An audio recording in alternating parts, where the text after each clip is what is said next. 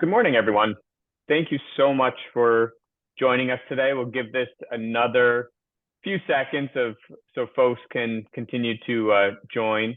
I know try to starting as close to 11 a.m. on our Eastern time as we can, but want to make sure that all those who RSVP'd are present and joining us. So we have a really informative webinar this morning. It's something that I think is on top of many folks' minds, cybersecurity and fraud awareness. And whether it's in the news, whether it's something you've experienced personally, we're seeing more and more of these, attempts, attacks, whatever they may be, coming to the limelight, and it's affecting more and more folks. So today we're going to go through some different cybersecurity and fraud attempts that we've been aware of, we want to share with you, and tips to protect yourself. And this is an area as a firm that, as you know, if you've worked with us or spoken to us, we take very, very seriously. And it's, a priority within our firm to make sure that us, as well as you, are aware and protected through many of these different attempts. So without further ado, I'm going to turn it over to two folks within our firm who are very much on top of these topics and great resource and advocates for our clients. We have John Millay and Harmony Wagner that will be leading the discussion. So with that, I'm going to turn it over. And again, thank you for joining us today. Thank you for the introduction, Ryan, and thank you all for attending our webinar this morning. As most of you have probably listened to some of our previous webinars, we try to pick topics that are relevant to our clients and timely.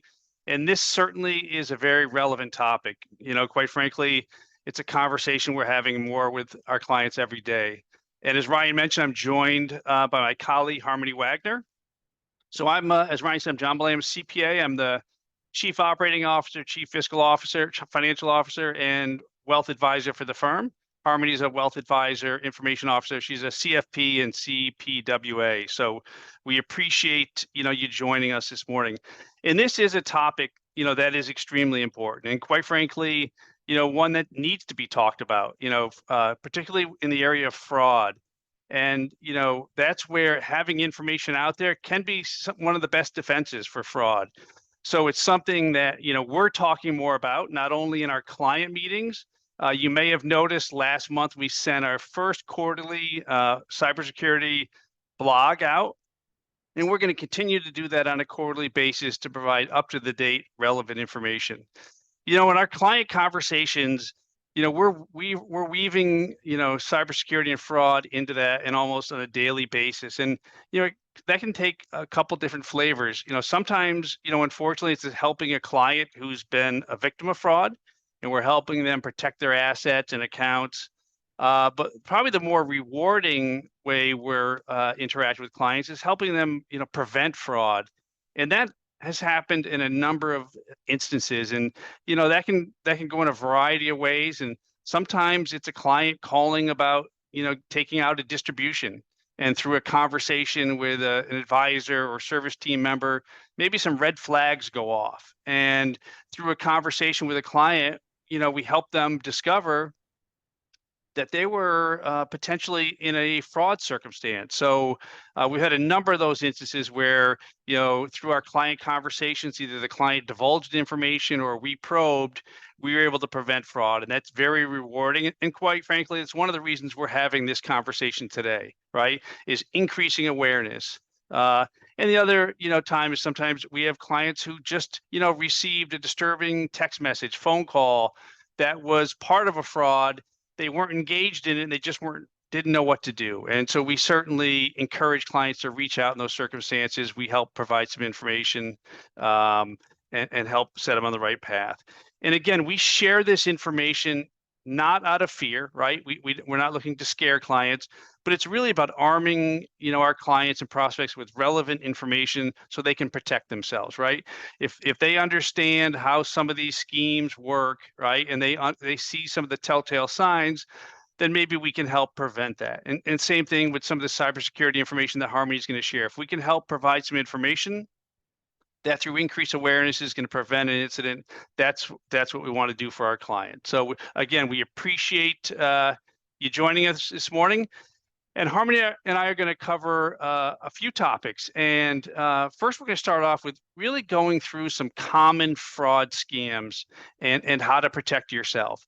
And really, we're doing that in the light of increasing awareness. You know, the types of scams are evolving daily, but there are some common threads that kind of go through them. So we feel that if we can help create some awareness, that can help maybe a client who potentially is, fraud is occurring, that some signals will go off, some red flags, and they'll stop, and then they'll bring it to the right people's attention. So we're going to go through some of the common fraud scams that are happening. But I will say this is an evolving list of things, and it's happening and changing daily. We're also going to talk about, how to avoid scams, steps you can take, and then actions to take if you have fallen victim to a scam. And Harmony is going to touch on the cybersecurity side of things, right? And so much of our world today is spent in doing things online, whether that's on your computer or whether that's on your cell phone. So Harmony's going to go through some things that can help keep you safe, and then providing additional resources. Again, this is not the type of information where you just hear it once and you're done. It's evolving, so we want to provide you some additional resources that you can tap in to help stay protected. So cybersecurity fraud, it's a real problem. And quite frankly, the numbers are staggering. And so we've got some data here that, the Federal Trade Commission data shows that consumers reported losing nearly almost $9 billion to fraud in 2022. And remember, that's what's been reported. Fraud has traditionally been an underreported event, due to embarrassment or shame, or quite frankly, individuals not knowing that they've been, party to a scam. But that's what's been reported to the FTC, and that's impacted almost 2.4 million consumers. So, what that breaks down to is in the U.S., 1 in 10 adults fall victim to a scam. So it's happening. And quite frankly, the severity is increasing. Scammers are using the latest technology, and quite frankly, with the advent of AI, artificial intelligence, using other tools to prevent or to conduct scams. So it's one where it's a problem, and it's a growing problem. And so again, not looking to create fear, but awareness that it's real, and you should take the steps to protect yourself, right, before anything happens. The last thing, the FTC report that I wanted to know is the FTC reported that the phone is the most common contact method for scams. So that's phone. And for many of us, that phone is our cell phone, right? We've replaced our landline phone, or we might have a landline, but we barely use it. We're really using our cell phone. And we love this cell phone. It's like having a supercomputer in our pocket. We can do our email, we can do texting, social media, so many things we can do, all that convenience we love, but we just have to remember it's also the gateway to a lot of scammers, right? And so what that means is be cautious, right? And so scammers are using our texts, using our phones to get to us in a number of different ways. It could be a text message, it could be a phone call, social media, email. And, many of us have gotten these text messages where it's a random message where it just seems harmless. It might be a message that say, I think you forgot your keys in the counter, but it's coming from an unknown number, right? And the important thing is knowing that the phone is that most common contact method. You have to secure that, right? And so if you get that random text that just seems, it seems harmless, but you don't know who it's from, what's happening is fraudsters are using computer technology to send that message to thousands, if not hundreds of thousands of numbers. And they're just waiting for people to respond. So at that point that it's just been sent out, you're just one of many. But once you respond to it, you immediately jump to the top of the list. Now they know it's an actual number, And on the other end is somebody who's willing to engage. And that's the last thing you want to do, is rise to the top. So just be cognizant with your cell phone, knowing that it is the most common contact method. When you get those text messages, don't respond, block that number. Same thing with phone calls coming in. If you don't know the caller ID, be leery of that. So take that knowledge and use it to protect yourself. And as I mentioned, it's growing. And a stat here is the FBI has reported a 300% increase in cyber crime since the pandemic.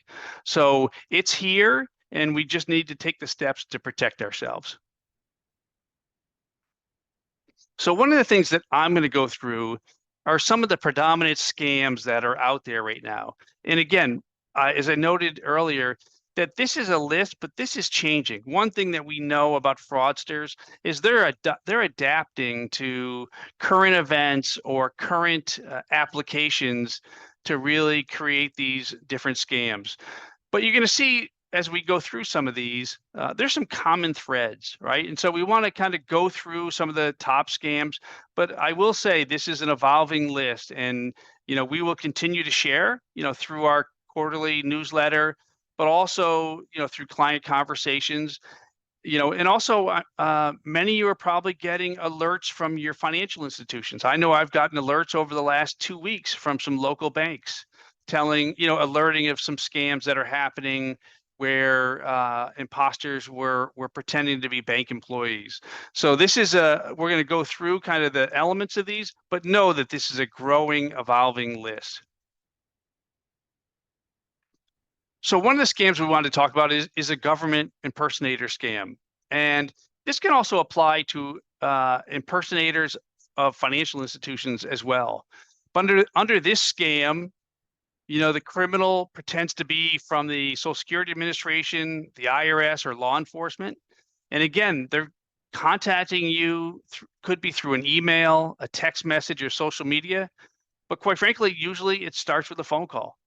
And again, getting back to knowing that your phone is that first line of defense, this is an example of where that typically is how they're initiating this scam. And then they're starting to create some concern, right? They're telling you that unless you act immediately, you're going to suffer a loss, whether it's criminal charges or a loss of a benefit if you're Social Security Administration, or they're alerting you that accounts were opened up under your Social Security number and you have to act now. And, to appear authentic, they might even have some information about you. Remember, using the web, there's a lot of information that somebody could gain about us. So they use that information to make you think, well, this must be a legitimate government official because they know my address. They know my previous 2 addresses. And so they're using that information for you to let your guards down, to say they're creating this sense of urgency, right? You have to act immediate. They're then giving you some information to say, wow, this must be a legitimate person because they know some things. And the things we have to remember are organizations like the IRS and the Social Security Administration primarily communicate with us through writing, right? IRS is not going to call you on the phone and demand payment over the phone, right? And either is the SSA, or start demanding that you disclose Social Security information, right? That's not how they operate. They operate through the mail. And so those things happen. And again, the earmarks are they're creating this sense of urgency, right? And they're telling you have to act now, that they're using that now, their authority that they're putting over you, that they're a government official, so they're getting you to act. And how to protect yourself from this, right? And I will say, I've spoken with some of our clients who have been impacted by this scam. Luckily, they did not divulge information, but this happened to them. So these scams are happening every day. And to protect yourself, don't wire money, mail cash, use gift cards or cryptocurrency to pay someone who's from the government. That's not how they accept payment, right? Also, don't give your personal financial information who contacts you over the phone claiming to be a government official. And one thing you have to remember is you can't trust your caller ID, that you can spoof phone numbers and caller ID. So a call comes through looking like it's a legitimate agency or a legitimate phone number, but just like they can do with email, it's spoofing a phone number. So if you get a call like that from an unknown number, hang up. And if you feel you want to see if it's legitimate, call back at a known number. Go to the social SSA. If it's from the Social Security Administration, hang up that phone. Call SSA.gov. You go to SSA.gov, see what a real number is, call that number, and see if you can get help, and see if there's someone who's trying to reach you. Again, because they can spoof numbers, right? And they may again appear to be a legitimate Social Security Administration, or if it's a bank that's doing this, a bank number. But again, you should hang up and call back, not a number they gave you, right? If they've given you a number through that telephone or text exchange, but at a known number. Go to the website of that agency or institution, look for a real number, and you initiate that to a real number, right? And also, if they're sending you links in an email or text messaging asking you to upload personal information or other information, do not. And lastly, report that scam to the government agency. So again, if it's SSA or IRS, they have websites for reporting this. And again, they use this information, even if you didn't disclose information, but you got these phone calls or text messages, you should report it, because that allows the particular entity to share that information and put education around to really inform consumers of what's happening. Another scam is a romance marriage scam. And I know with some of these scams, people step back and say, oh, I would never fall victim to these. But I will say, these fraudsters are professionals. They know what they're doing, and they can create this sense of urgency, right? And in this case, under this scam, they're creating an emotional attachment, and it happens. And this is one that is very much underreported because people feel, ashamed or embarrassed that they fell for this, but it happens. And it can take many different paths, but, many individuals use online dating websites, right? But the thing you have to know is it's full of scammers, right? And that doesn't mean everybody is. There's legitimate sites and people have made connections. We've all heard that. I'm sure we've all have friends who've gotten married, and we've heard stories about how they met on a dating website. But this doesn't always just happen on a dating site. Scammers can initiate contact through social media. I've heard a number of instances, even through LinkedIn, right, where we think it's a business to business kind of connection, but you've got a lot of your information there, right? So individuals contacting you, and then they start to, and it could be a slow contact, right? Nothing immediate. So where in the first scam, it was creating this sense of urgency to act quickly, this one, it might be just some initial slow contacts, right? And they're just kind of building up some trust, sharing information, trying to get information about you, and kind of building this emotional attachment. And this happens. And I know, it's easy to sit in front of a computer screen in a setting like this and say, oh, that couldn't happen to me.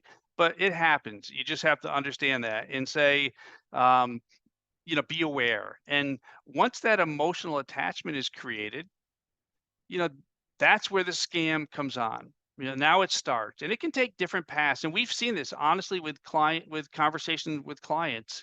We had instances where our advisors have helped protect our clients from this particular scam. And sometimes it could be the scammer, now that they've kind of created that emotional attachment, it might be a month of conversation over text or email. And now maybe they're in an accident and now they need some money, right? And so they may ask you to wire money, or quite frankly, it could be now they want to let you in on an investment opportunity that they became aware of, right? And so now you feel, well, this is somebody I've built this emotional attachment with. They've not asked me for anything, but now they've got this great investment opportunity. And I kind of feel that, hey, if they think it's legit, then it's probably legit. And so this can take, at that point, that's where nothing has been divulged, nothing has been given, but that's where the scam starts, right? And so to protect yourself, if you're on online dating, be wary of profiles that are set up recently. Take things slowly, right? And be cautious and look for red flags, right? And don't share your information, your personal information with someone you don't you only know online, right? If you don't know that individual, you only know through an online relationship, don't share your social security number, other personal information. And the other thing, if things seem odd, consult a friend and family member. I mean, we've had clients who've consulted us and we've helped them discover that they were in the midst of this scam. And don't send money or accept money on behalf of an individual you've never met in person, right? So this is sometimes where when you're in the midst of this, it's hard to see through it. And so again, sometimes talking with a third party, and again, it can be a friend, relative, to really understand what's happening. The next couple scams I'm going to kind of go through quickly, just out of time, but they're going to be in the slide deck that's going to be posted on our website. But you're going to see there's some common threads, right? So this is, the sweepstake lottery scam. So this is where you're being notified again through a phone call, through a text that you've won, but they need to collect information from you, or they need you to pay taxes, and then you'll get the award, right? Again, don't disclose information to somebody you're getting contacted through this manner, and don't pay taxes hoping that you're going to get some big prize. Sometimes you have to say, if this is too good to be true, it probably is. And if you're not sure, talk to someone. If you're a client of ours, talk to your advisor. Say, I've got this windfall of money. Does this make sense? Right? And usually it doesn't.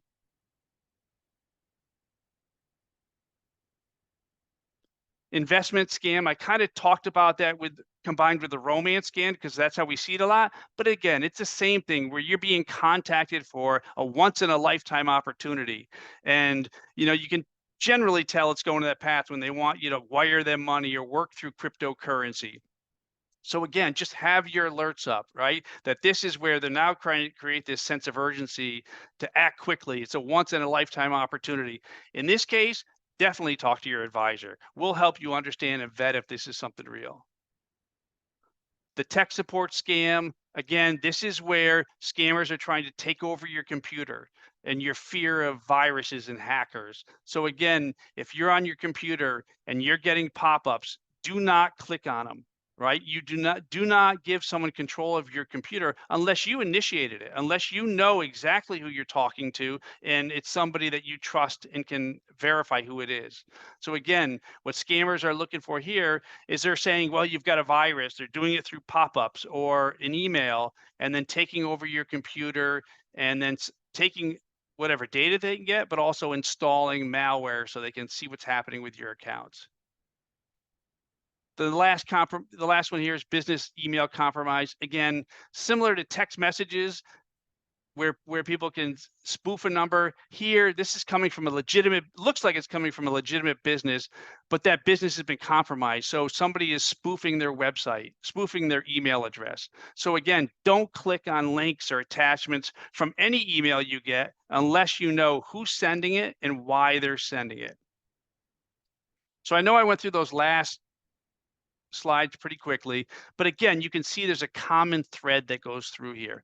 And so to avoid a scam, remain calm, right? Hang up on that phone call, delete the message, and don't click on links or attachments in your text or email. Remember, your phone, as I mentioned a number of times, is the #1 point of attack. Don't respond to unknown texts and phone calls. Protect your money.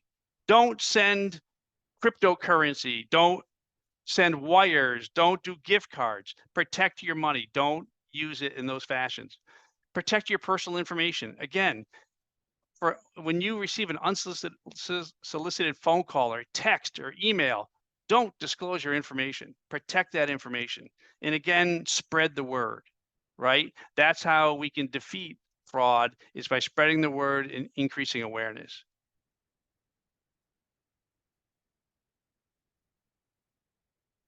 And if you've fallen victim to a scam, block the scammer at the point of attack, right? And document everything that's happened. Report the scam to law enforcement and the agency that the scam went through. If it was the Federal Trade Commission, report it through there. Social Security Administration, IRS. Contact any financial institution where your account information was compromised or payment was made from. Contact the credit monitoring service if you have one, or contact the bureaus directly to make them aware. If a password was compromised, change that password. on any affected account and anywhere else you might use that password. And if your computer was compromised, update the security software, run a scan, and delete anything that is identified as a problem. And then monitor your financial accounts. Talk to your advisor. If you've been subject to a scam, talk to us because we can help protect your assets as well. So I know that's a lot of information, but it's something, we're not going to just address in this webinar today. We're going to continue in our client conversations and our blogs.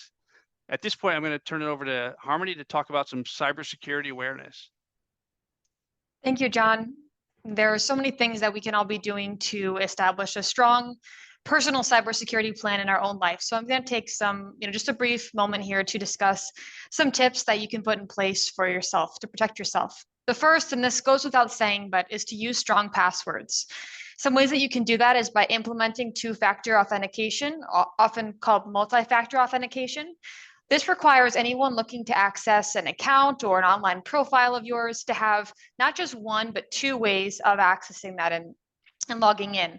They must have something that can be known. So that would be like a password, security question, or a key phrase. Something that you have, which would be a device. Typically your phone, could be a tablet or computer or even a security key fob. And or something that you are, meaning a biometric identifier, such as a fingerprint or a face ID. So whenever you have an account that's set up using two-factor authentication, it's going to require at least two of those categories to be met before it will allow access. So one most common example is that if you have it set up, you may receive a text code to your phone that you have to put in addition to your password. So you have to know the password and you have to have the approved device.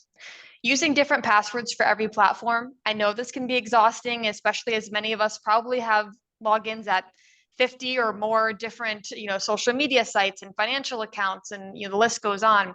But using different passwords for each platform will help keep you safe. If one is compromised, then it doesn't mean that all the others are now more easily accessible. Using a password manager can help with this as well, help you maintain those passwords, which should be complex and should be different. So having a password manager tool can help with that.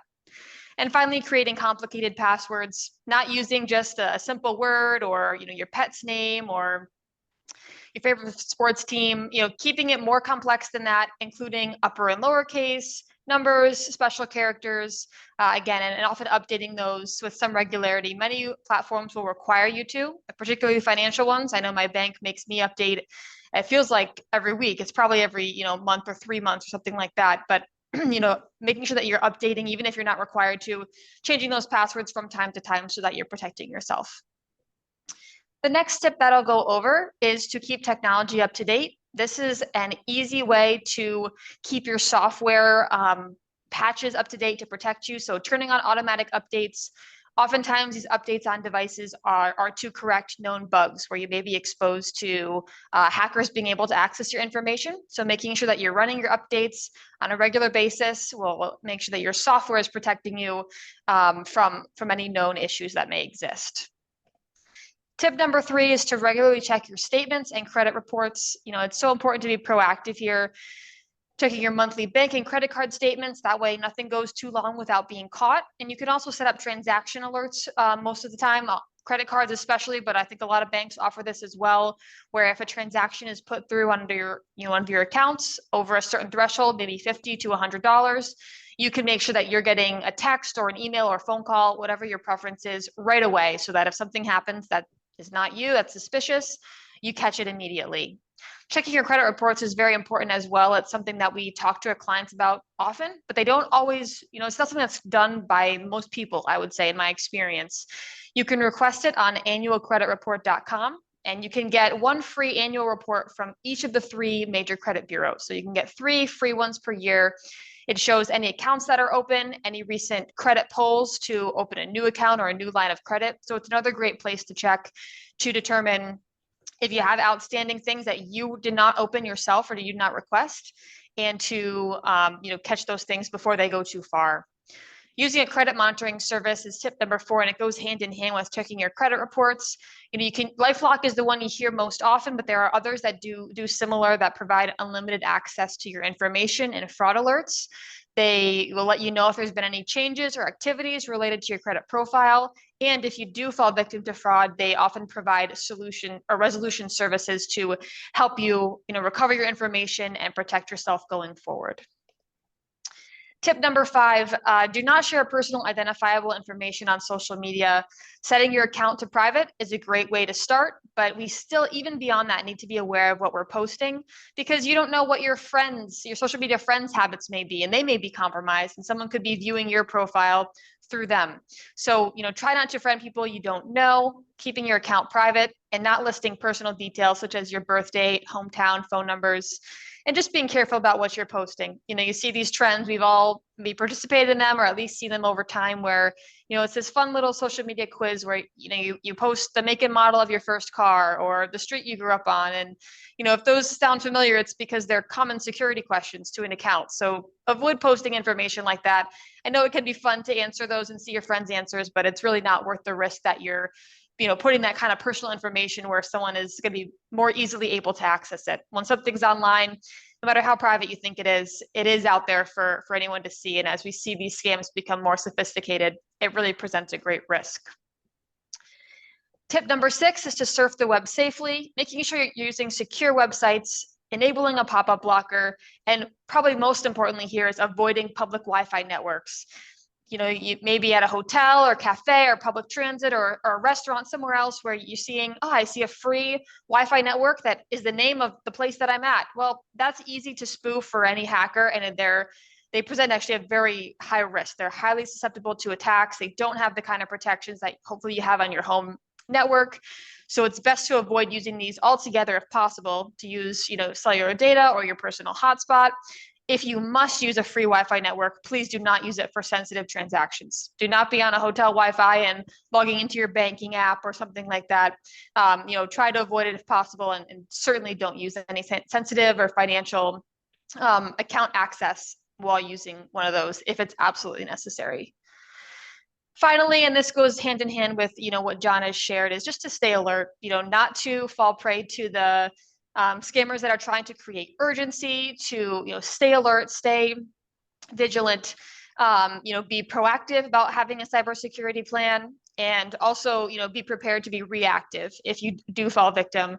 The best prevention doesn't always have a perfect chance at protecting you from fraud. So be aware of, like John shared, some resources of what to do if you do fall victim to something. Or click on a link that you didn't catch it in time. Staying alert and staying vigilant is really key.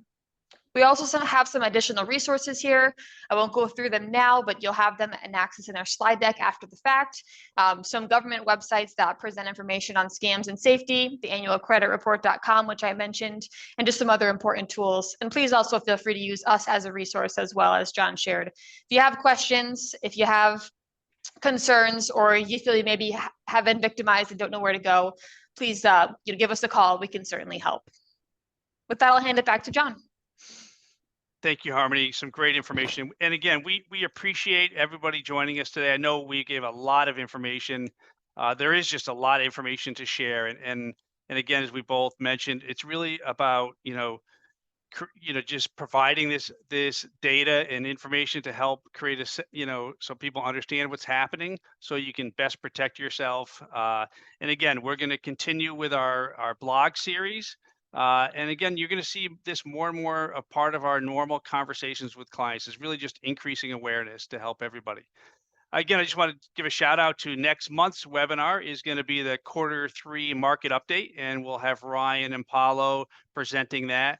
You'll get an email shortly with the particulars of that event, but we hope you get a chance to tune in. And again, this webinar will be posted on our website, www.boucher.com.